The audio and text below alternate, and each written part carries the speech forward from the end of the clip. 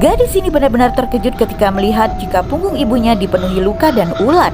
Di mana setelah dinyatakan sembuh dari gangguan kejiwaannya, ayah gadis bernama Maya ini pun kembali ke rumah mereka. Namun ternyata ia pun mengakhiri hidupnya malam itu setelah menyadari jika istrinya masih terbaring koma.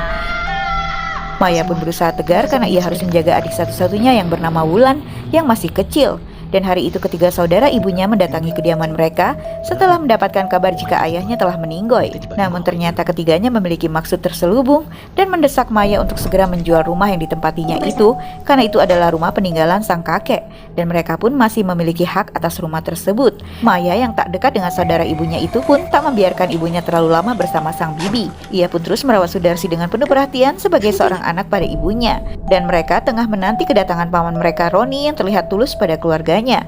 Sementara itu ketiga saudara ibunya yang lain pun mulai mengajaknya bicara tentang keinginan mereka supaya Maya segera menjual rumah itu dan tinggal di rumah yang lebih kecil. Membuat Maya kesal dan menolaknya mentah-mentah. Hingga seorang pamannya yang sedang terdesak hutang pun marah dan beralasan jika Maya pun akan membutuhkan uang untuk biaya pengobatan ibunya. Namun Maya seolah tak segan dan kembali menolak hal itu. Yang akhirnya ketiga saudara ibunya itu pun beranjak pergi. Mereka benar-benar kesal dengan sikap Maya yang dianggap tak menghormati paman dan bibinya. Saat malam terjadi hujan dan petir, hingga listrik pun menjadi padam. Maya pun bergegas ke dapur mencari penerangan. Namun saat ia masuk ke kamarnya, Maya pun dikejutkan dengan munculnya seekor burung gagak yang tengah duduk di atas tempat tidurnya. Sementara di luar hujan begitu derasnya.